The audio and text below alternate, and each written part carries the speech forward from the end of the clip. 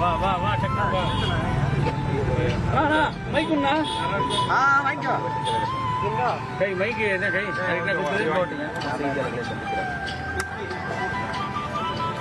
News Tamil mic down. ஓகேவா? ஓகேங்களா?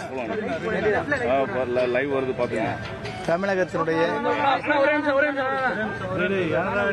பழைய பள்ளி லைட்டு போறீங்க கட் பண்ணி போடணும். ஓகேவாமா? ஓகேவா? போலாம்.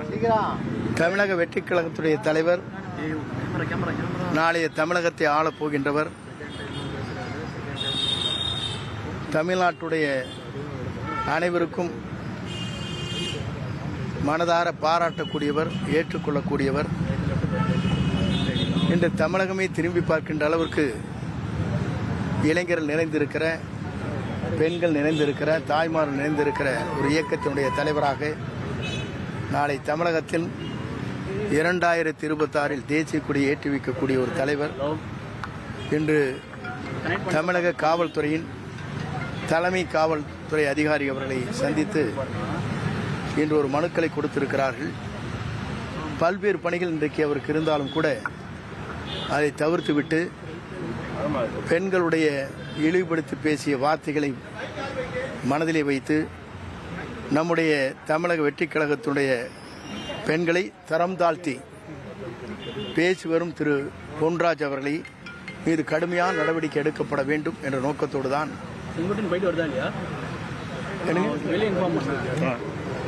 நோக்கத்தோடு தான் இன்று அவரே நேரடியாக வருகை தந்து இந்த கடிதத்தை இங்கே வழங்கியிருக்கிறார்.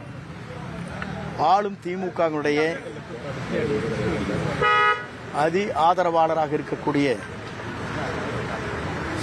அதற்கு செயல்பட்டுக் கொண்டிருக்கிற திரு பொன்ராஜ் அவர்கள் இதுபோன்ற வார்த்தைகளை சொல்லியிருப்பது உண்மையிலேயே தமிழ்நாட்டில் இருக்கிற பெண்கள், தமிழகம் இருக்கும் அம்மா, அக்கா, தங்கைகள் போன்றவர்களுக்கு இந்த வார்த்தைகள் என்பது உங்களை போன்றவர்களுக்கு தெரியும்.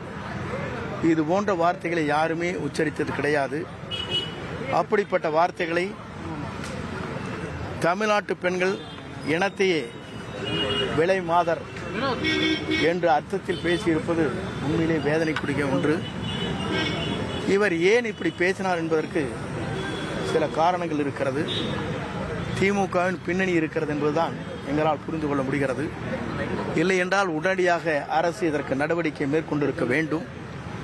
ஒரு அரசு, பெண்களை பாதுகாக்கின்ற அரசு என்று சொல்லப்படுகிற அந்த அரசு ஏன் இதுவரையிலும் இவர் மீது உரிய நடவடிக்கை மேற்கொள்ளவில்லை என்பதை தெரிந்துதான் நம்முடைய தலைவர் அவர்கள் இன்றைக்கு பல்வேறு பணிகள் தங்களுடைய அலுவலகத்திலே பணிகளில் இருக்கிறபோது கூட அதை நிறுத்திவிட்டு உடனடியாக தலைமை காவலர் நம்முடைய தமிழ்நாட்டை சார்ந்திருக்கிற அவரிடத்திலே இந்த கடிதத்தை வழங்க வேண்டும் என்று வழங்கியிருக்கிறார்கள்.